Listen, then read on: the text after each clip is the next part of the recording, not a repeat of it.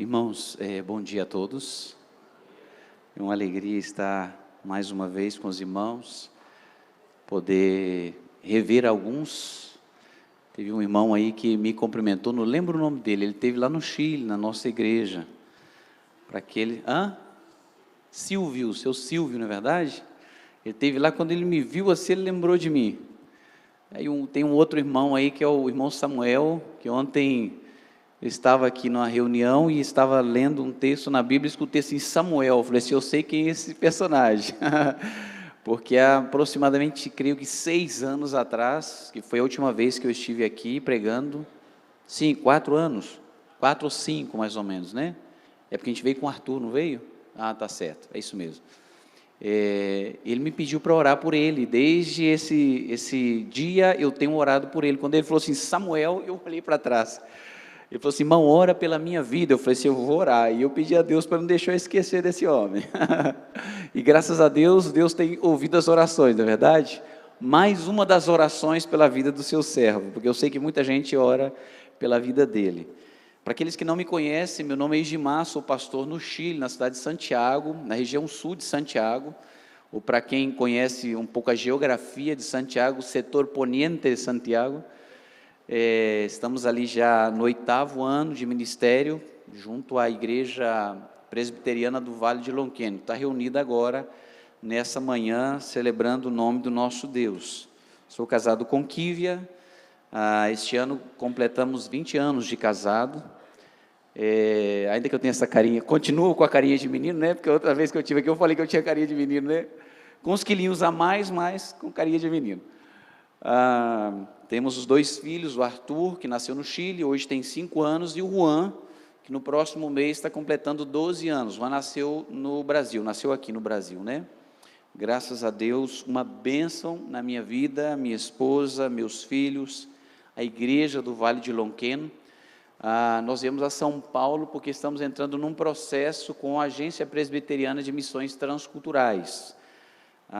Estamos orando, pedindo a direção de Deus sobre as nossas vidas. Iniciamos um processo de preparação para ser um missionário da APMT. A gente pede aos irmãos que orem por nós, para que Deus nos guie em todo este processo. Pastor Vumar me convidou para poder trazer a palavra do Senhor para os irmãos, hoje de manhã e à noite. Eu quero agradecer a Deus pela vida deles, que tem sido uma bênção nas nossas vidas, desde quando nós nos conhecemos no seminário, alguns anos atrás, né? Pouco mais de uma década aí, que nós caminhamos juntos, e foi gostoso quando conversava com ele, e ele falava, e aí, a Kívia e os meninos vão vir, porque eu quero ver a minha família, e é gostoso escutar isso, porque de fato nós somos uma família, e é justamente sobre isso que nós vamos falar hoje, nessa manhã. E o tema que ele me passou foi família saudável no relacionamento com a igreja. E à noite vamos falar da família saudável no relacionamento com o mundo. Inclusive nós cantamos uma canção aqui, um cântico. Estou buscando aqui as palavras. Se eu começo a tropeçar aqui, você já sabe que é porque minha cabeça está funcionando em 2 idiomas. É um cântico que cantamos aqui falando que a minha família, os meus filhos serão o perfume de Cristo no mundo. Talvez seria interessante cantá-la de novo à noite, porque é sobre o tema que nós vamos tratar. Irmãos, só para dar um panorama aqui da nossa família, quando eu falo nossa, eu não estou falando da minha, eu estou falando da nossa família, tá? Porque somos uma só família em Cristo Jesus, amém, igreja? Não é verdade? Ainda que os irmãos de Lonqueno não conheçam os irmãos aqui, eles oram pela vida dos irmãos aqui também. Nós estamos unidos em Cristo e estaremos juntos na eternidade. Esse é o nosso desejo, não é verdade? A nossa esperança em Cristo não se limita somente a esta vida. Então, somos uma família. E no Chile, nós estamos hoje, depois de 8 anos, quase 8 anos, pastoreando essa igreja, uma igreja crescente, graças a Deus, pela graça, e é só pela graça de Deus. Deus nos tem abençoado como comunidade, uma comunidade que cresce, está recebendo cada vez mais vidas em Cristo, tem impactado onde nós estamos construindo o nosso templo, Eu estava olhando aqui, perguntei ao pastor Vumar quantas pessoas cabem neste templo aqui. E ele falou mais ou menos 400 pessoas. Então, é mais ou menos o tamanho do templo que nós estamos construindo também. Ainda que hoje congregamos cerca de 160 pessoas na nossa comunidade. Um grande desafio, porque o setor em que nós estamos é um setor de classe média alta e alta. Então, as propriedades aí são muito caras, mas Deus nos deu uma bênção em 2016, quando nós estávamos nesta busca por um terreno, e os terrenos aí são terrenos grandes. O terreno que nós compramos são de 12.800 metros, ou seja, pouco mais de 1 hectare de terra, e os preços exorbitantes, e nós não tínhamos condições de comprar esse terreno. E Deus foi tão maravilhoso que nós passamos aí uns 2 anos passando por esse terreno, e aí vinha, né? E não pensava, não, isso não é para nós, né? É um preço muito grande para as nossas condições. Mas o que nós não sabíamos é que Deus estava preparando para nós esse terreno, mostrando que não é pelas nossas forças, senão pelo poder e pelo milagre que Ele pode fazer. E durante 2 anos passamos aí, e o alcalde da nossa municipalidade falava assim: pastor Edmar, comprem esse terreno é muito bom. Eu falava, mas como que nós vamos comprar esse terreno? Porque não tem, para nós, está fora das nossas possibilidades. Esse terreno custava cerca de R$1.800.000, se fazemos o câmbio da moeda, né? E depois, passado um tempo, alguém nos procurou e falou: olha, esse terreno está sendo vendido por cerca de R$1.200.000. Ainda assim, estava fora das nossas possibilidades. Nós tínhamos desse valor aproximadamente 1/3 ou um pouco menos disso. E fomos conversar com o dono, conversamos, oramos muito, mas assim, só para ver no que ia dar esse negócio. E nós, conversando com ele, pensamos em negociar com ele a possibilidade de comprar isso a largo prazo, né, a longo prazo, em várias parcelas e tudo. E ele concordou e fechamos o negócio. E logo que nós fechamos o negócio, Deus mandou em torno de R$800.000, assim, pá, na nossa conta. E nós compramos o terreno. Agora vem um novo desafio, né? Acabou o dinheiro, né? Se acabou o dinheiro. Agora é começar a construir.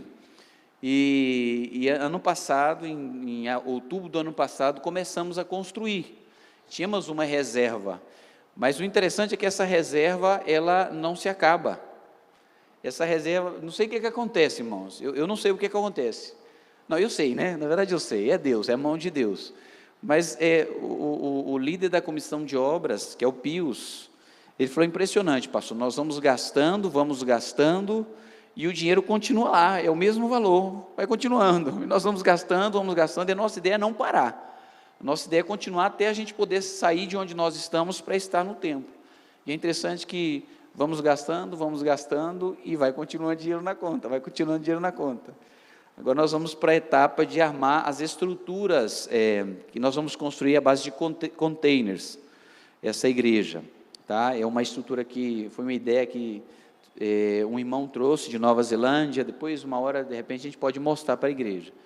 E vamos colocar os containers agora, para depois levantar o teto, que é algo caro também, pelo desenho do arquiteto.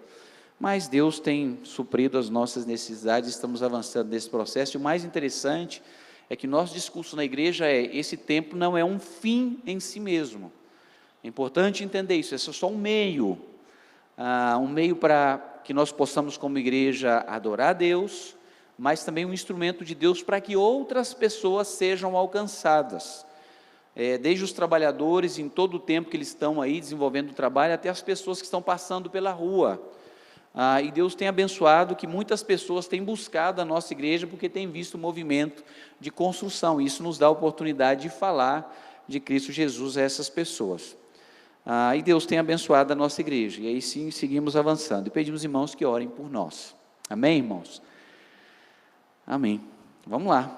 1 de Samuel, então, vamos ler este livro, no capítulo 2, para falar sobre família saudável no relacionamento com a igreja. Pastor Vumar, eu tenho até que horas aqui, só para controlar o tempo?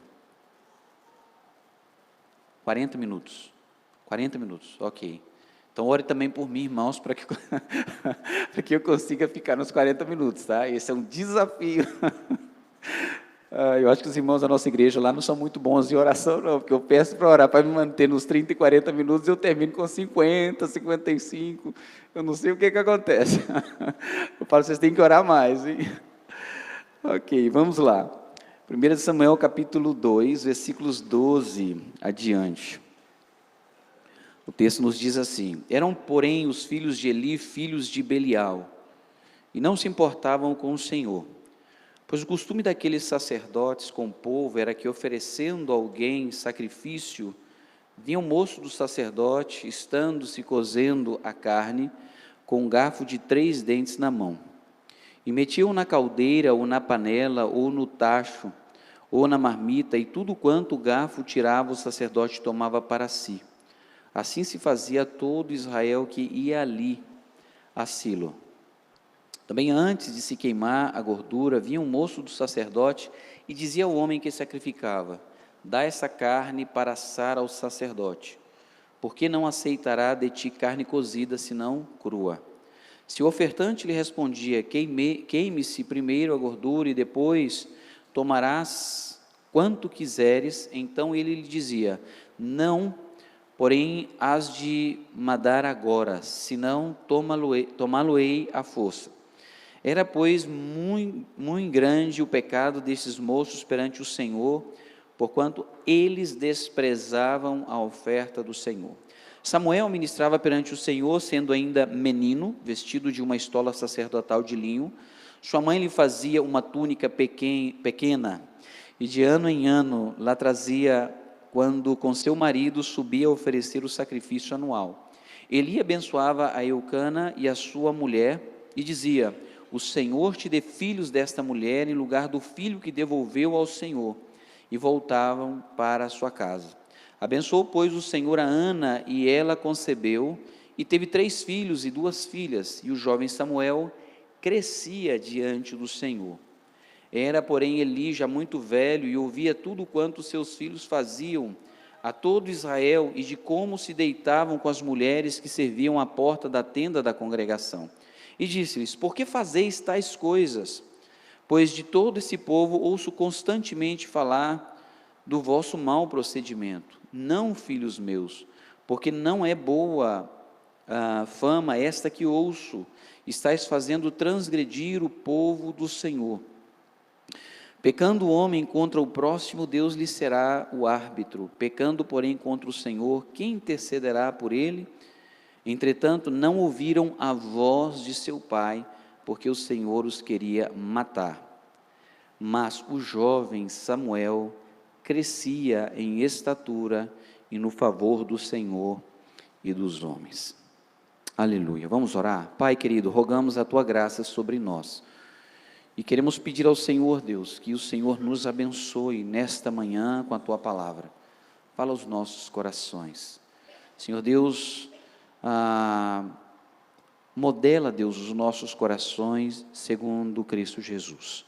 Nós pedimos esta bênção, orando no nome de Cristo. Amém. Bom, irmãos, o tema então é família saudável. Primeiro é importante definir aqui o que é família, para depois entender o que é uma família saudável e compreender a família saudável no relacionamento com a igreja. Então vamos lá, partindo desse conceito de família. Família é um conceito composto, para começar aí. Não existem famílias de uma pessoa. Família sempre envolve 2 pessoas. E é importante recordar isso porque nós somos fruto de uma situação que fez com que o homem pensasse em sua existência como um fim em si mesmo. Pensasse em sua existência como um indivíduo que existe para si. E não é assim. Quando Deus criou Adão e Eva, Deus criou Adão e Eva para que eles vivessem não para eles, não Adão para Adão e nem Eva para Eva, senão Adão para Deus, Adão para Eva, Eva para Deus e Eva para Adão. E é interessante que Deus, quando toma o seu povo e conforma o seu povo em uma nação, e lhes dá mandamentos. O nosso Deus nos mostra na estrutura do mandamento que o ser humano, e principalmente o seu povo, que é objeto da sua obra redentora, aqueles escolhidos, aqueles amados, que eles não existem para si mesmos. Olha que coisa interessante. Qual é o resumo dos mandamentos? Eu creio que todos aqui sabem, não é verdade? Um escriba, certa vez, conversando com Cristo, Cristo mostra para esse escriba o resumo dos mandamentos. Qual é o resumo dos mandamentos? Vamos falar juntos? Amarás a Deus e ao próximo. E é interessante que toda a dinâmica da Escritura Sagrada está mostrando que nós não existimos para nós mesmos. Nós existimos para Deus e nós existimos para o outro. E nós somos abençoados quando assumimos a posição na qual Deus nos pôs. Mas não é assim que funciona o nosso coração. O nosso coração crê que tudo existe para nós mesmos. Não é assim? Deus existe para mim.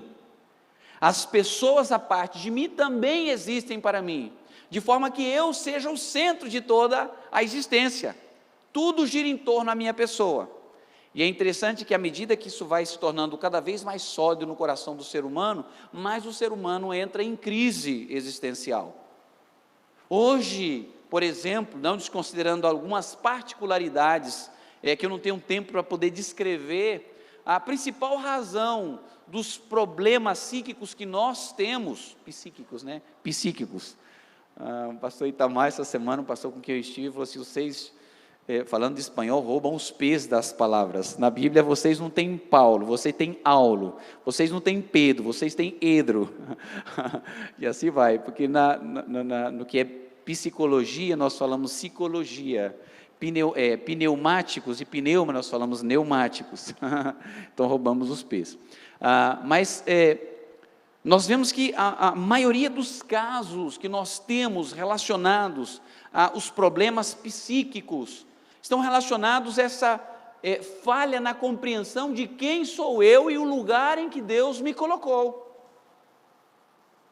É por essa razão que uma coisa muito comum, por exemplo, no meio eclesiástico hoje no mundo, e principalmente no mundo mais secularizado, e tristemente nós vivemos um mundo em que o secularismo está entrando nas nossas igrejas, existe o conceito do estou enojado, estou bravo com Deus.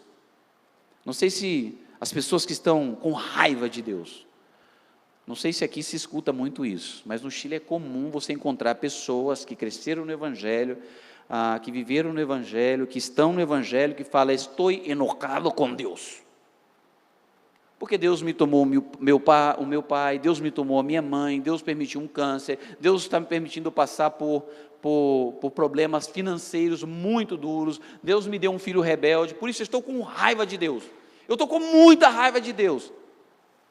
Quando eu cheguei lá e escutava isso, com tanta frequência, eu falava, gente, tem um problema aqui, tem um problema seríssimo aqui. As pessoas estão olhando a Deus como objeto de sua satisfação, porque quando nós ficamos com raiva do outro, é porque não está atendendo às nossas expectativas, não é assim mesmo? Eu estou com raiva de Deus porque Deus não está atendendo às minhas expectativas, Deus não está fazendo o que eu quero que Ele faça, por isso eu tenho raiva de Deus. Estão entendendo isso? É a incoerência em relação ao sentido do meu ser como indivíduo, o que não o que não está na Escritura Sagrada. A Escritura Sagrada mostra isso como um efeito do pecado. Não deve ser assim. Isso começa onde? Em Adão e Eva. Vamos voltar lá em Adão e Eva, não é verdade? Quando nós voltamos em Adão e Eva, Deus os constituiu uma família. Adão e Eva, duas pessoas. E era algo maravilhoso. Por quê? Porque Adão e Eva eram perfeitos. Viviam na presença de um Deus perfeito, em um ambiente perfeito. Adão pensava em Eva e se regozijava nela, e Eva em Adão, que foi feita por Deus para ser a sua auxiliadora.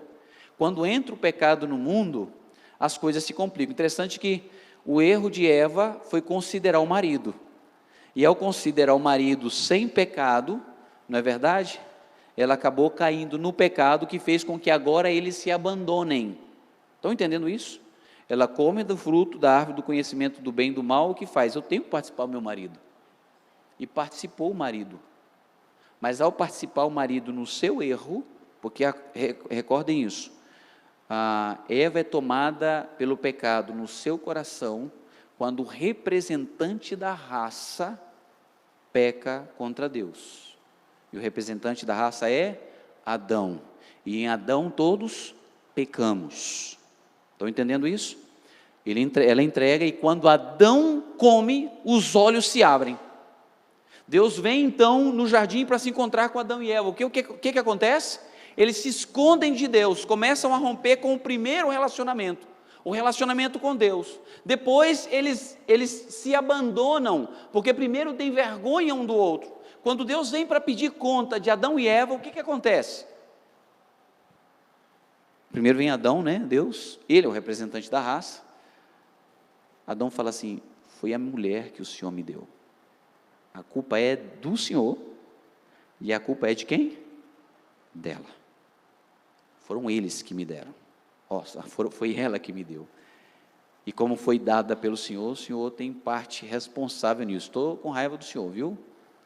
Porque se eu não tivesse me dado a Eva, eu não estaria nessa cilada, nessa sinuca de bico. Claro, isso não está na Bíblia, né, irmãos? Ok. O homem começa a olhar para si como um fim em si mesmo. O homem começa a ocupar um lugar central na sua própria existência. O homem ocupa o lugar de Deus. E esse é um grande problema que, infelizmente, irmãos, permeia toda a nossa realidade. Porque é fruto de corações que estão inclinados a seguir este caminho. O que a Escritura Sagrada nos mostra, de Gênesis a Apocalipse, e testificado naquele que é a palavra, é que nós não somos um fim em si mesmo. O próprio Cristo, sendo o próprio Deus, não assumiu esta posição. Pelo contrário, ele se despojou, ele se esvaziou, para poder entregar-se para Deus e entregar-se por nós. Não foi isso que Jesus Cristo fez? Ele se esvaziou, ele veio não para fazer a sua vontade, senão a vontade daquele que o enviou. Ele não veio para ser servido, senão para servir, para dar a vida pelos outros. Nosso modelo maior, nosso modelo absoluto, nosso modelo perfeito é Cristo Jesus. E é isso que deve dominar, regular a nossa vida como família, para que nós sejamos uma família saudável. Não existe família saudável sem Cristo. Não existe família saudável sem Cristo Jesus. Nós vamos falar um pouco mais sobre isso mais adiante e principalmente na parte da tarde. E o que nós contemplamos neste texto é exatamente uma condição em que o povo de Deus estava sem um referencial. Vamos voltar um pouco aí só para que os irmãos entendam isso? Abra Juízes, capítulo 21. Versículo 25, que é o momento antes na história que nos leva ao que nós vamos tratar hoje. Alguém poderia ler aí, Juízes capítulo 21, versículo 25?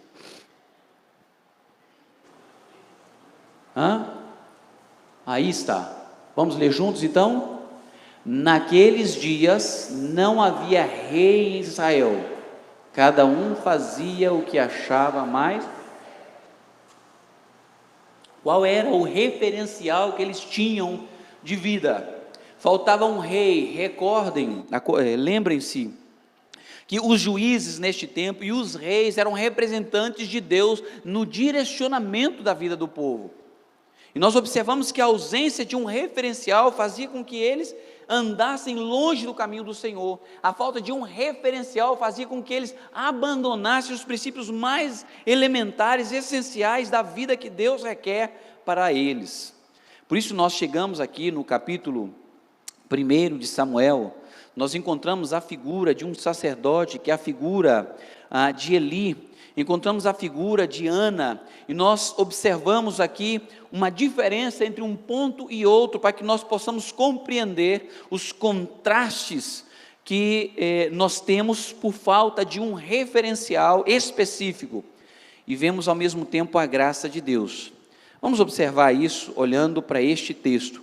Este texto que nós vimos aqui fala dos filhos de Eli, e logo no versículo 2, os filhos de Eli são chamados de filhos de Belial. Filhos de Belial, eles eram aqueles que viviam uma conduta maligna, guiada por uma impressão maligna da realidade. Vamos observar características específicas dos filhos de Eli.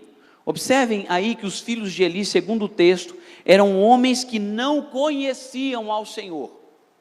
Eles não se comportavam ou não se importavam com o Senhor. Quando nós olhamos a expressão que no hebraico para esta tradução que é importavam, a expressão ele se traduz como rejeitavam intencionalmente a Deus. Na versão espanhola, por exemplo, aparece não conheciam a Deus. E também tem muito sentido essa tradução, porque a ideia desse conhecimento é um conhecimento relacional, um conhecimento de vida com Deus, e de fato eles não tem a ver com conhecimento intelectual, porque os filhos de Eli, eles eram homens sim que conheciam ao Senhor, eles exerciam o ministério sacerdotal, eles foram preparados para que pudessem exercer este ministério sacerdotal, eles eram filhos de sacerdote, o legado que eles tinham dos seus ancestrais era de exercer o ministério sacerdotal. Então eles foram preparados para isso, mas desde o seu coração eles rejeitaram ao Senhor, e por isso não viviam com o Senhor, não viviam no Senhor, não viviam para o Senhor. Por isso chamado filhos de Belial, filhos da maldade, filhos da malignidade. Eles não conheciam o Senhor, eles não se importavam com o Senhor, mas havia uma outra coisa, eles não se importavam com o serviço do Senhor, eles não davam a devida consideração, principalmente com base em todo o que eles haviam sido ensinados, eles desconsideravam isso. Tanto é, meus amados irmãos, que eles não seguiam os ritos determinados no Pentateuco para o exercício do oficialato sacerdotal.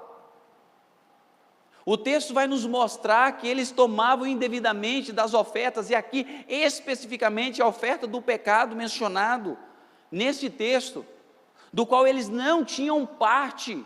Eles chegavam na vida daquelas pessoas que estavam preparadas para oferecer, e o texto disse que eles enviavam o seu servo, porque cada sacerdote tinha o seu jovem, que também estava no processo de preparação, para poder servir-lhes a eles, ou dar uma assistência no seu ministério.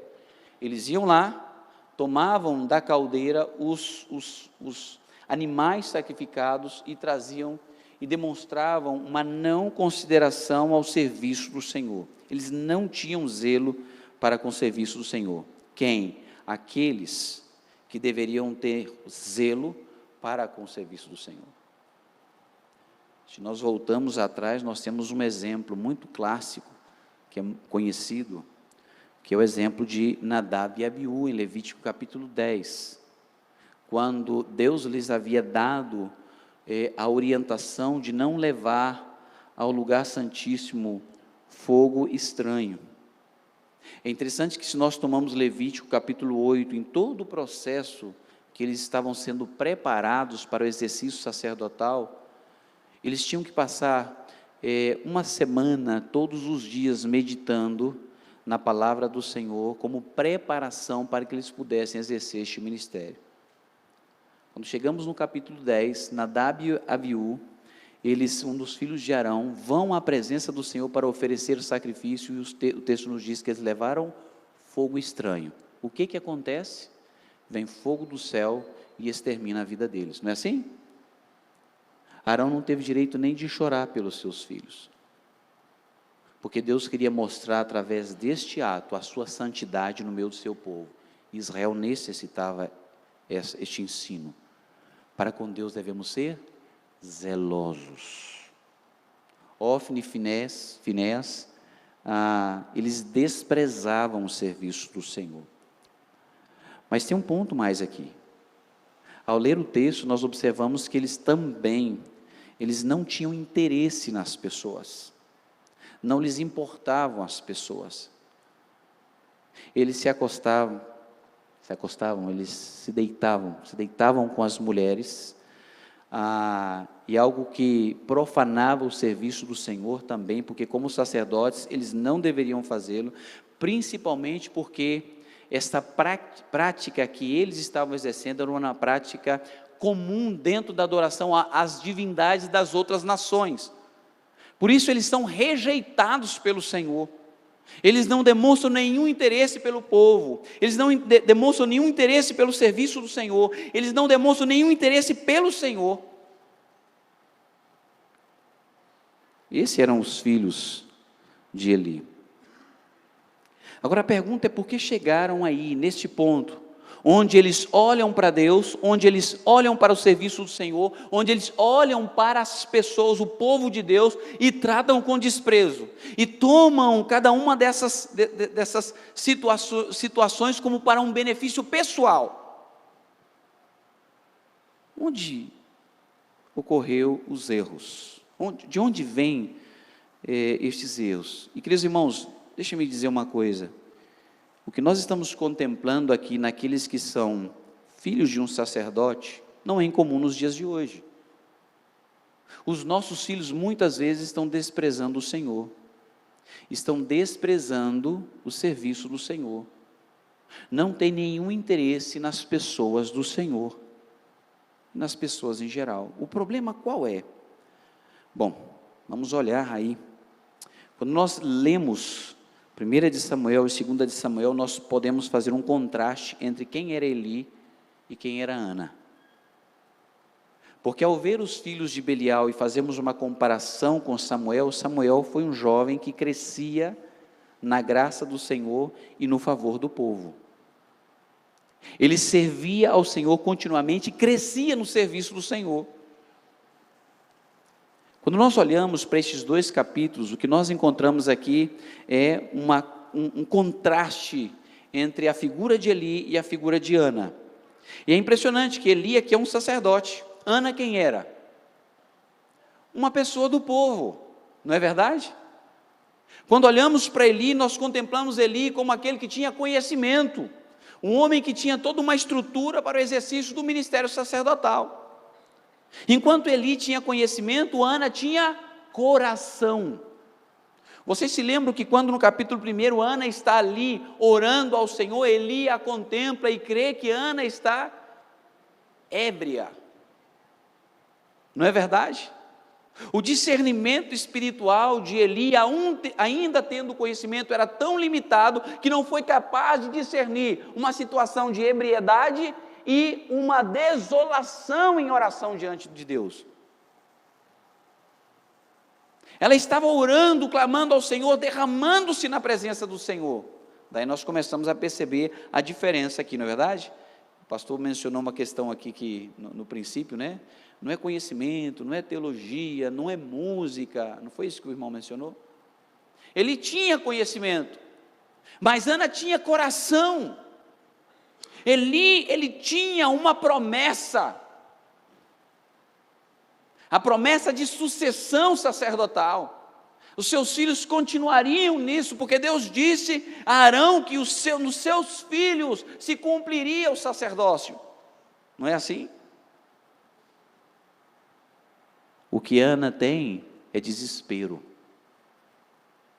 Por quê? Porque é afligida pela a outra esposa, a co-esposa de seu marido. Estava numa situação de aflição porque não tinha filhos. Penina a afligia. Ela provocava o coração de Ana, e Ana se põe como desesperada diante de Deus. Eli tinha filhos e tinha uma promessa, Ana tinha desespero no seu coração. e sem expectativa por sua situação de ter filhos. Agora, uma coisa interessante, quando olhamos para Eli, Eli reteve os seus filhos.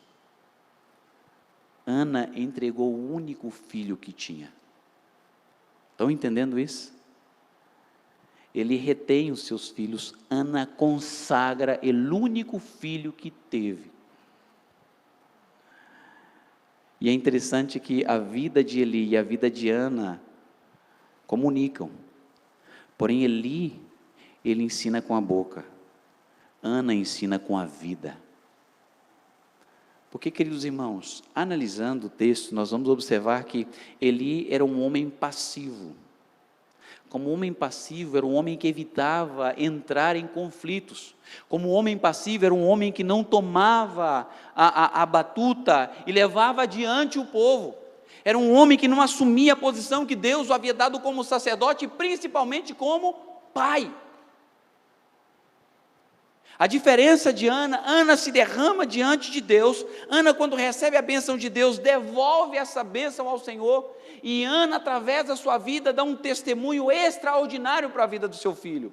Vamos ver o texto, quando você abre capítulo 2, observem a oração de Ana. Então orou Ana e disse: o meu coração se regozija no Senhor, a minha força está exaltada no Senhor, a minha boca se ri dos meus inimigos, porquanto me alegro na tua salvação. Não há santo como o Senhor, porque não há outro além de ti, e rocha não há nenhuma como o nosso Deus. Não multipliqueis palavras de orgulho, nem saiam coisas arrogantes da vossa boca, porque o Senhor é o Deus da sabedoria, e pesa todos os feitos na balança. O arco dos fortes é quebrado, porém os débeis cingidos de força. Os que antes eram fartos, hoje se alugam por pão, mas os que andavam famintos não sofrem mais fome. Até estéril tem 7 filhos, e a que tinha muitos filhos perde o vigor. O Senhor é o que tira a vida e a dá, faz descer a sepultura e faz subir. O Senhor empobrece e enriquece, abaixa e também exalta, levanta o pobre do pó e desde o monturo exalta o necessitado,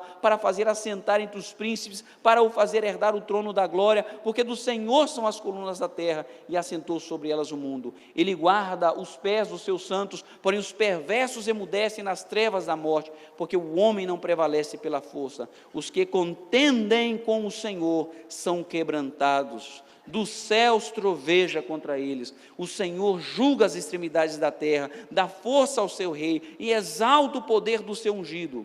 Então Eucana foi-se a Ramá, a sua casa, porém o menino ficou servindo ao Senhor perante o sacerdote Eli.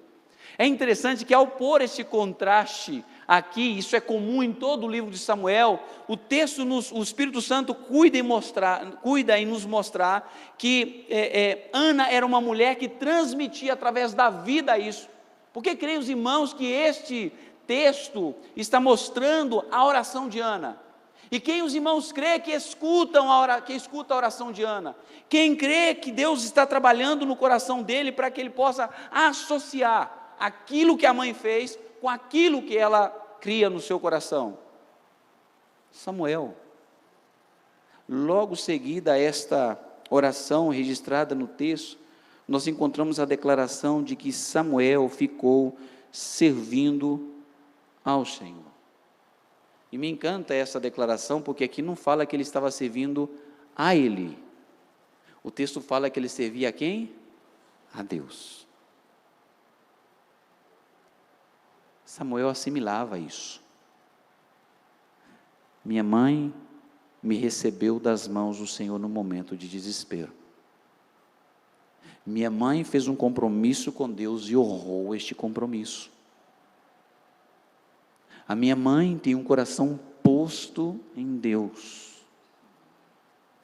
E isso dava volta no coração de Samuel. E Samuel, ele está aí nesse lugar onde está, não somente porque a mãe orou por ele, a mãe deu este testemunho, senão porque o seu coração vai sendo tomado pelo Senhor, pela verdade que ele encontrou nos lábios dela, pela verdade que ele encontrou na vida dela. Diferente Eli, vendo os filhos na situação que estavam, ele simplesmente exorta amonesta a seus filhos. Quando nós olhamos para o texto, e o texto faz menção da voz de Eli em relação aos seus filhos, no versículo 25, olha aí. Entretanto, não ouviram a voz de seu pai. E a ideia de voz aqui é de tronar.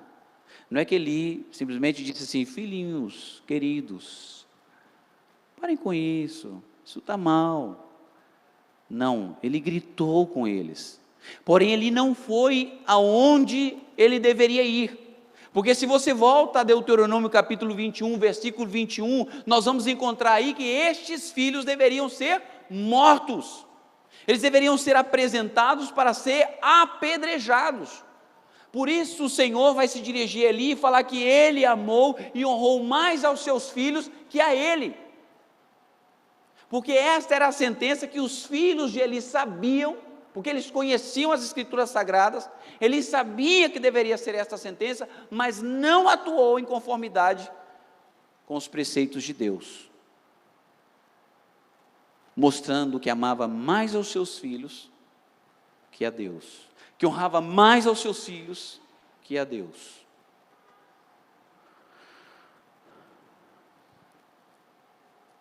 Quais foram os efeitos de Ana e de Eli na vida de seus filhos? Vamos ver isso. Primeiro nós vemos aí, Samuel servia ao Senhor. Os filhos de Eli nem conheciam o Senhor. Samuel crescia no Senhor, os filhos de Eli profanavam o serviço do Senhor. Samuel recebeu o favor dos homens, os filhos de Eli foram rejeitados por eles.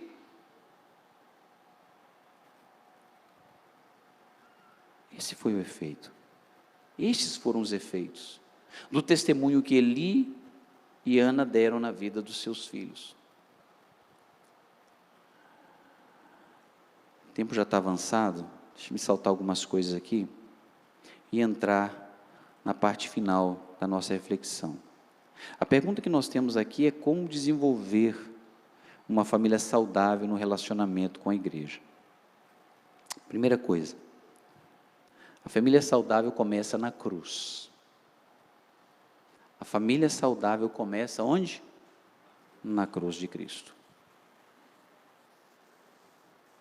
Na cruz é onde nós nos anulamos para que Ele esteja em evidência. Na cruz é onde nós assumimos a nossa miséria, onde nós assumimos a nossa condição e nos rendemos diante daquele que realmente pode mudar a nossa realidade. É na cruz. A nossa família tem que viver debaixo da cruz de Cristo Jesus. Sem isso, nós não podemos ter uma família saudável. Vamos guardar isso. Começa onde? Na cruz. Nossos filhos necessitam entender qual é a sua condição. Nossos filhos necessitam entender onde está a solução à sua realidade. Nossos filhos necessitam entender em que direção a cruz nos leva. E em que direção a cruz nos leva? Em direção a Deus. Uma família saudável se define no relacionamento com Deus. Uma coisa que nós não vemos presente na vida de Eli, mas vemos presente, declarado na vida de Ana. Uma mulher que se derramava aos pés do Senhor, uma mulher que sabia onde buscar socorro, uma mulher que sabia onde encontrar respostas à sua vida. Ana podia ter tomado as mandrágoras, né? Os irmãos se lembram das mandrágoras? Que fazia com que uma mulher estéril tivesse a possibilidade de tornar-se uma mulher fértil. Podia ter buscado médicos, podia ter buscado tantas instâncias, mas Ana vai onde? À presença do Senhor. A cruz, ela nos leva a um relacionamento com Deus. Cada um de nós, queridos irmãos, para que podamos ser uma família saudável, devemos entender que a família saudável começa na cruz e se define no relacionamento com Deus. Deixa eu mostrar isso aqui. Uma das principais conquistas de Cristo na cruz, deixa eu perguntar para a igreja, qual é a principal conquista de Cristo na cruz? Alguém sabe dizer? É o novo nascimento? É a conversão?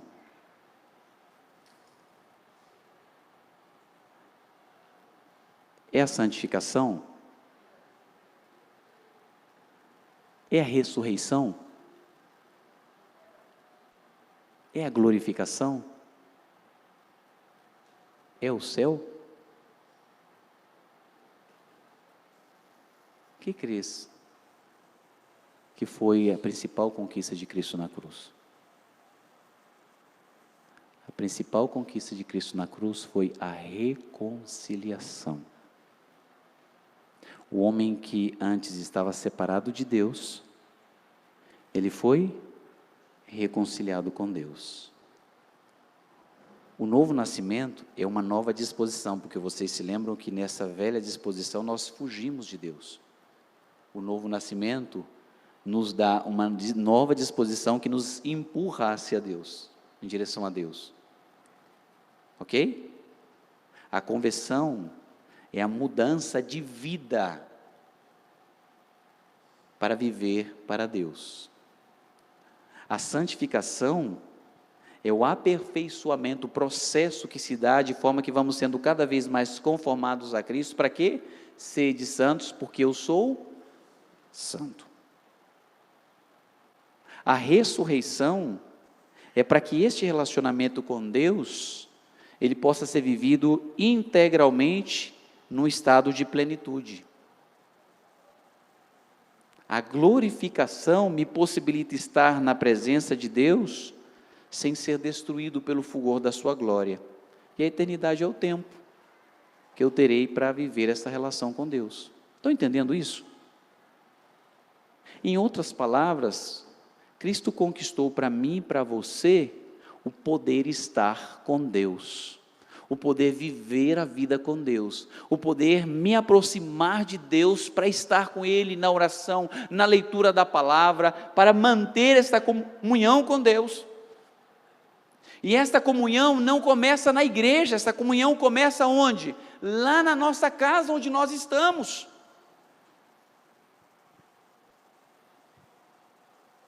Ela começa lá na nossa casa. Essa foi a principal conquista de Cristo na cruz. Reunir-nos uma vez mais e colocar-nos com Deus em comunhão, viver a reconciliação. Amém, igreja? E é interessante que nós afirmamos Deus, afirmamos Cristo, queremos que a nossa família esteja aos pés do Senhor, mas não desenvolvemos comunhão com Deus. Você que é pai, você que é mãe, quer os seus filhos aos pés do Senhor, comece vivendo vida com Deus dentro de casa.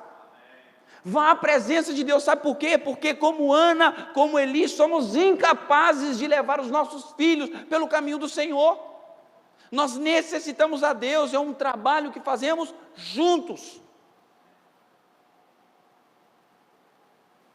Começa na cruz, se define no relacionamento com Deus, a família saudável. Mas aí vem um outro ponto, se desenvolve no relacionamento com a igreja. Se desenvolve no relacionamento com a igreja. E deixa-me destacar algumas coisas aqui. Primeiro, a igreja é a comunidade de Cristo, a igreja é a família de Deus.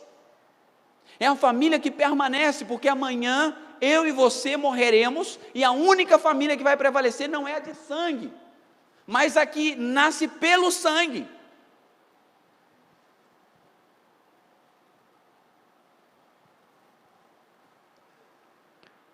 A igreja é a comunidade de Cristo. O serviço que realiza a igreja é o serviço do Senhor. É o serviço daquele que nos chama como igreja, imperfeitos como somos, mas família em Cristo Jesus, fazer com zelo, com fidelidade, com compromisso. O serviço como igreja é ao Senhor. E parece que isso foi algo que os filhos de Eli esqueceram. Ainda que tivessem aprendido. Como igreja, eu sou chamado a servir. O nosso Senhor Jesus nos ensinou: eu não vim para ser servido, senão para servir. E parece que os filhos de Eli não entenderam isso. A igreja não é para mim, o povo de Deus não é para mim, o serviço do Senhor não é para mim, é para o Senhor. É o serviço que é exercido pelo povo de Deus para o Senhor. E quando eu sirvo, eu sou mais abençoado entre todos. Não que eu sirvo para ser abençoado, mas eu sou abençoado quando eu sirvo. De forma tal, queridos irmãos, que eu necessito a igreja. De forma tal que, ainda que a igreja seja uma comunidade imperfeita, eu sou parte dessa comunidade. E eu sou o mais imperfeito de entre todos. Agora, qual é o nosso problema? Parece que também se falou isso aqui, né? Nós murmuramos que a igreja é isso, que a igreja é aquilo, que o pastor é isso, que o pastor é aquilo, que a palavra é isso, que a palavra é aquilo, e nós transmitimos isso a nossos filhos. E os nossos filhos crescem rejeitando a igreja, porque quando olha para a igreja, não olha para a noiva de Cristo. Quando olha para a igreja, o que contempla é uma imagem desfigurada que foi construída pelos pais. Deixa eu mostrar uma coisa muito interessante. A igreja é uma comunidade em Cristo Jesus chamada para cuidar. A igreja é uma comunidade em Cristo Jesus chamada para guiar. A igreja é uma comunidade em Cristo Jesus chamada para proteger. E essa é uma responsabilidade da igreja. Quem é a igreja? Eu sou a igreja. Eu sou a igreja.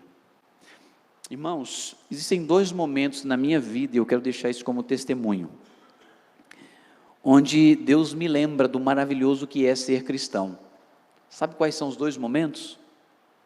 Um é quando eu me coloco a orar em segredo, lá no quarto. Quando eu entro na presença de Deus, existe uma luta terrível, não sei se você vive isso. Tenho que orar, tenho que orar, tenho que orar. A Bíblia diz que eu tenho que orar, e orar é bom. A Bíblia diz que é bom, mas sabe quando eu lembro que é bom? Quando eu estou orando. Quando Deus me toma pela sua graça, e eu sei que você tentou resistir a isso, mas eu estou aqui. E sabe qual é a vontade que me dá quando eu estou nesse momento de oração? Que venha o céu, Senhor. Que venha o céu. Eu não quero voltar para o mundo de novo, não. Eu não quero sair daqui da tua presença, não. Eu quero estar aqui, porque aqui eu estou experimentando o céu. Eu estou experimentando a tua presença, onde você se derrama. A hora não é fácil, não vou dizer que é fácil, não. Tá? Spurgeon disse uma frase muito interessante, ele fala assim: ore até que comece a orar. Ore até que comece a orar. Eu fui entender isso numa reflexão que eu não entendi. O que ele queria dizer? Ore até que você comece a orar. E que está falando, você precisa romper uma barreira inicial, você tem que clamar, você tem que implorar: Senhor, não estou sentindo nada, eu quero estar com o Senhor, eu quero sentir a tua presença, Senhor, me conecte com o Senhor, porque quando você se conecta com Deus, querido irmão, sabe aqueles 15 minutos lá? Aqueles 15 minutos de oração, né? Você fica assim: eu quero um pouquinho mais, eu quero um pouquinho mais, eu quero um pouquinho mais, eu quero um pouquinho mais, eu quero um pouquinho mais. Você entendeu? Busquem-me e me encontrarão. Quando me busquem, como? Vão me encontrar, quando me busquem de todo o coração. E isso vai trazer um efeito para a sua casa. E o segundo momento é quando venho na igreja. Dá vontade de não sair daqui. A gente estava cantando aqui, né? Eu estava assim: Senhor, que maravilhoso o Senhor é, Senhor. Obrigado por me lembrar do quão maravilhoso é o Senhor. Enquanto nós cantávamos aqui, a sensação que eu tenho quando nos reunimos como igreja para adorar o Senhor é que estamos vivendo uma porção do céu, porque assim vai ser no céu. Vamos estar juntos como família. Que momento maravilhoso. É claro, irmãos, o nosso coração resiste a isso. E nós precisamos pedir força ao Espírito Santo para romper essa barreira. E o Senhor nos dará se nós clamamos. Mas nós precisamos pedir para poder ir. E quando chegamos aqui, falamos: foi maravilhoso. Ou quantas vezes você saiu da igreja e falou assim: foi terrível. Já saiu da igreja assim? Aí você fala assim, o problema foi o pastor, o problema foi o irmãozinho. Não, o problema não foi nem o pastor, nem o irmãozinho, e nem o louvor. Às vezes fala assim, o louvor foi, não é verdade? O problema foi quem? Fui eu, que eu fui para a igreja com a motivação errada, porque quando você vai com a motivação certa, tudo pode sair errado. Naquele meio você é um adorador, adorando ao Senhor e se encontra com Deus. E se você não tem essa direção no seu coração, você vai chegar em casa e vai começar a criticar, que sermão miserável esse, hein? E o seu filho está ali do lado, escutando. Rapaz, mas esse culto que nunca acaba, meu Deus do céu, eu vou te contar, estava contando o relógio, e aí lá na frente fala assim, onde foi que eu errei? Eu levei o meu filho na igreja, eu falei para ele que ele tinha que ir para a igreja, mas todo dia você estava fazendo questão de mostrar que o serviço do Senhor era um fastídio.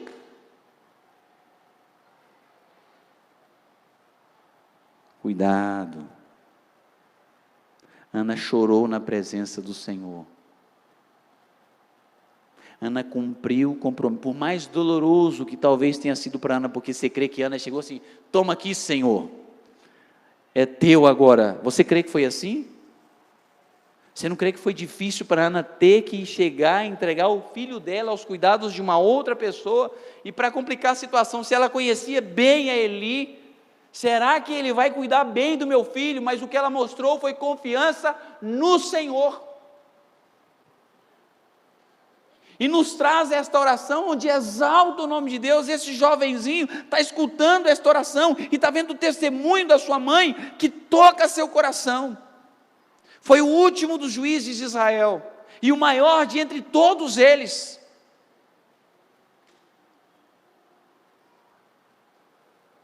Crescia servindo ao Senhor, entregando a sua vida ao Senhor, crescia recebendo graça de Deus, e aceitação do povo para ser um juiz em Israel. Que coisa extraordinária, não é verdade? Quando nós olhamos para a Escritura Sagrada, nós vemos que, de fato, uma família saudável começa na cruz. A família saudável se define no relacionamento com Deus, mas a família saudável só se desenvolve vivendo a vida de igreja. E quem é responsável por isso? Desde o cabeça da casa, o pai, que em Cristo é sacerdote, é profeta e rei. É sacerdote para levar a sua família diante de Deus, é profeta para levar Deus à sua família, e é rei para poder governar a sua casa. Uma tarefa que ele não faz se ele não começou lá na cruz, e se ele não se define no relacionamento com Deus. A minha pergunta para cada um de nós aqui é: somos uma família saudável? A sua família é uma família saudável?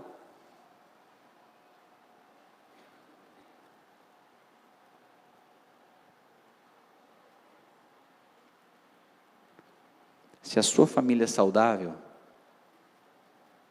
os seus filhos vão amar estar na igreja. Se a sua família é saudável, os seus filhos, a sua família, o seu matrimônio vai ser abençoado pela vida da igreja. Se a sua família é saudável, na família do Senhor, a sua família vai ser ainda mais saudável. Porque quando o seu matrimônio estiver mal, você tem uma igreja para orar por você. Você tem uma igreja para poder guiar você. Você tem uma igreja para poder cuidar da sua família. Você tem uma família para cuidar da sua família. Quando os seus filhos estiverem mal, a igreja é um instrumento de Deus para abençoar a sua casa, para edificar a sua vida. Lembre-se que a igreja é o corpo de Cristo, e a igreja é o meio através do qual a vida de Cristo flui sobre nossas vidas. Somos membros deste corpo. O comando que sai daqui tem que passar pelas outras partes do corpo, para fazer com que o corpo funcione e cada parte do corpo receba a vitalidade que o corpo precisa. O meu desafio para você é que, como Ana, te derrames na presença do Senhor e clame a Deus por sua família. Você não necessita pedir a Deus um filho, talvez, porque você já tem um filho, mas você clame ao Senhor: Senhor, eu quero um filho para o Senhor, não para mim. Eu quero um matrimônio para o Senhor e não para mim. Assim que Deus me abençoe com isso e usa a tua igreja para este fim, porque a tua igreja, por mais imperfeita que é o teu instrumento para abençoar a minha vida. Apesar de todas as imperfeições de Eli e de seus filhos, Deus usou estes sacerdotes para cuidar a Samuel, de forma que Samuel veio a ser o homem que foi. Estão entendendo isso? Apesar de todos os defeitos que tinha Eli, e apesar de todas as atrocidades que cometeram seus filhos, Samuel saiu um grande servo de Deus, que serviu ao Senhor. Mas sabe por quê? Porque não era nem Eli, e nem os filhos de Eli. A confiança de Ana estava onde? No Senhor. Que Deus nos abençoe. Amém? Oremos ao Senhor. Pai querido, louvamos o Teu nome, Pai. Agradecemos pela Tua palavra. Quando tudo estava um caos, o Senhor manifesta a Tua graça. Porque neste cenário tão caótico, Senhor, inclusive no que é espiritual, o Senhor trouxe um grande juiz a Israel. O Senhor mostrou que não é pela força do homem, mas é pela Tua graça. Não é pela capacidade do homem, mas é pela Tua graça. Ensina-nos, Deus, a como Ana, derramar nossa vida na presença do trono, a clamar confiado no Senhor e a atuar com confiança no Senhor. Toma os nossos matrimônios na Tua presença. Toma os nossos filhos na Tua presença, Senhor. O nosso desejo, Deus, é que os nossos filhos amem a igreja, por mais imperfeita que seja, mas não pela igreja em si, senão pela presença que define a igreja, que é a presença do Senhor. Assim que Deus, se de repente, Deus, existe alguém aqui que busca uma família saudável, que entenda que o princípio é Cristo Jesus. Não existe outro caminho, porque a única forma, Deus, de estar na Tua presença e receber a força da Sua graça é em Cristo Jesus, Senhor. Nós clamamos isso, Pai. Dá-nos famílias saudáveis e famílias que de fato, Senhor, vivam como parte de uma família estendida, uma família ampliada, uma família que permanece eternamente, que é a família da fé, a família espiritual, a igreja de Cristo Jesus. Pai amado, oramos, agradecidos, descansados no Senhor, em nome de Jesus. Amém, Senhor. Amém. Que Deus abençoe, irmãos. Outra palavra para